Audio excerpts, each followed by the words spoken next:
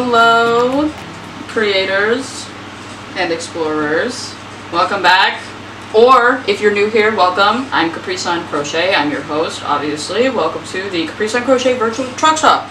If you guys are having a great time, we're going to be crocheting and talking about astrology, because that's what we do on this channel. Last week, we covered Sun and the Moon. We covered Cancer and Leo. And it was very fun because Cancer and Leo, something I forgot to mention about them is that they are the luminaries, which means that they're like obviously the lights of our zodiacal lives, right?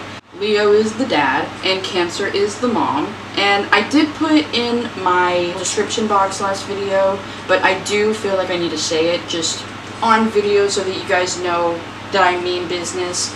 But like, when I say mom and dad and I use binary language like feminine and masculine, I'm not saying that because that's what it is. I'm saying that because that's the language that is used to describe it.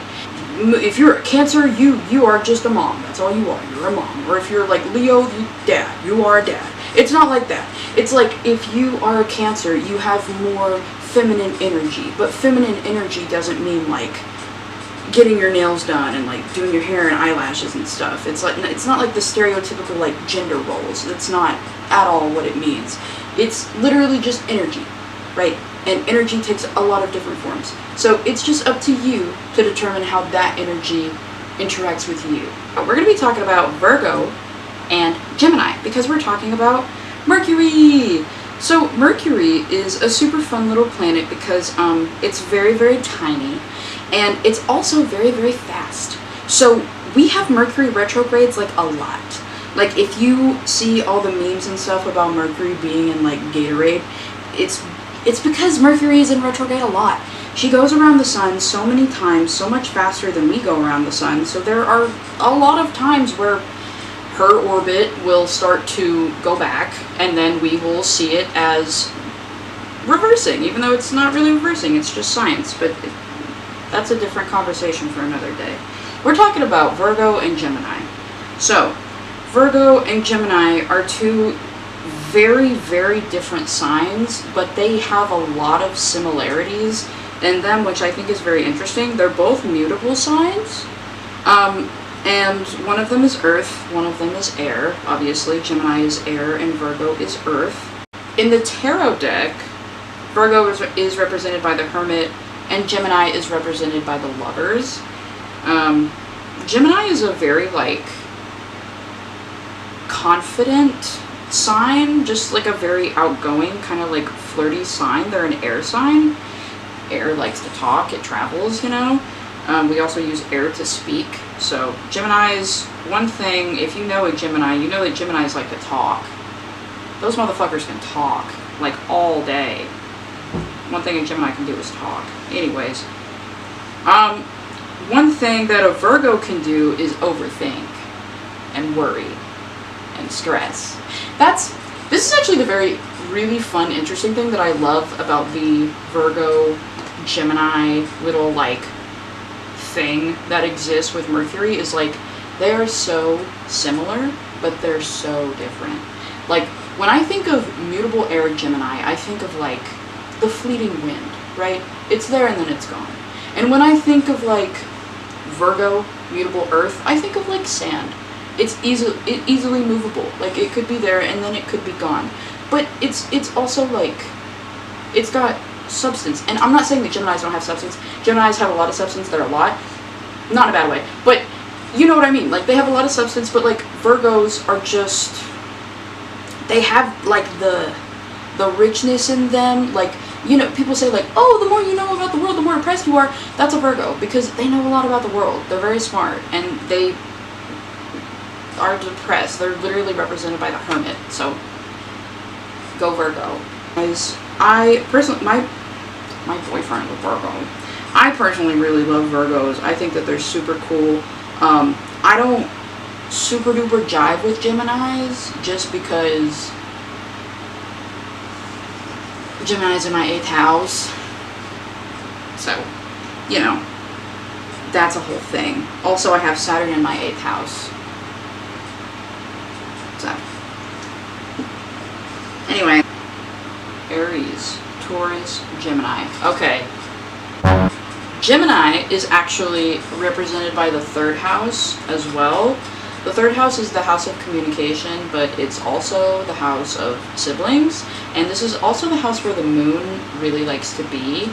The moon really likes the third house. And the third house it's just talking. It's just a lot of talking. Because Geminis, like I said, they like to talk. Virgo is represented by the sixth house. And the sixth house is the house of work. It's the house of like your everyday things. If you have significant placements in your sixth house, you might find that you deal with certain themes on a day-to-day basis, or there might be certain people that you see every day. Virgo is about the small details in life.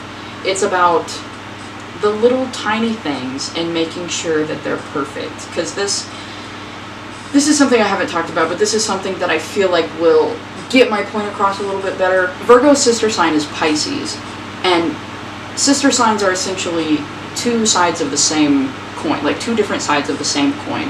And Virgo's side of this sister sign coin is like overthink, real life stuff, very critical, just constantly in your head. It's a lot. With Virgos, like in traditional astrology, the Virgin is associated with purity. When looking at archaic forms of divination and spirituality, you are bound to run into outdated terms and binary terms, which is not exactly something that I jive or vibe with. I think, though, that the language can still be understood. And I think that we just need to set the ground there, let the hoes know what's up. But with Virgo, being the Virgin, it is about purity, but it's more about moral purity than it is about like sexual purity or like whatever the hell else kind of purity there is. But it's just more about moral purity. Like, they're also represented by the Hermit, right? Hermits were legit jobs. They were people that were paid to go spend like a fucking summer just being a goddamn hermit in someone's like nice ass countryside mansion, cottage, whatever the fuck. Just Virgo risings are just really pretty, okay? They are.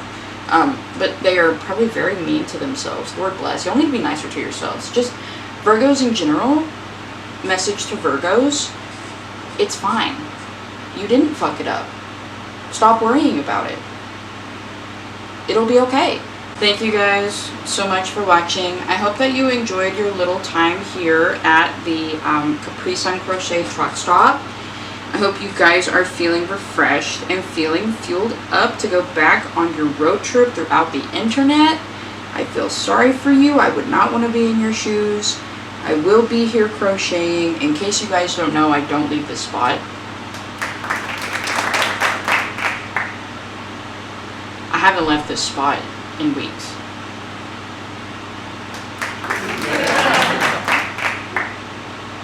Anyways, guys, that is it for this week's video. I hope that you guys enjoyed. I will see you guys next week. Please be safe.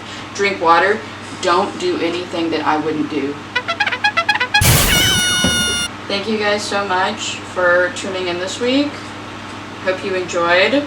Hope you enjoyed visiting the CaprisunCrochet truck stop. Virtually, of course. Please stay safe. Don't do anything I wouldn't do. For real. Make sure you're drinking your water. And I will see you guys next week. Next week, we're going to be talking about Venus. And with Venus, that comes Libra and Taurus rising. So you guys stay tuned for next week. And I will see you then.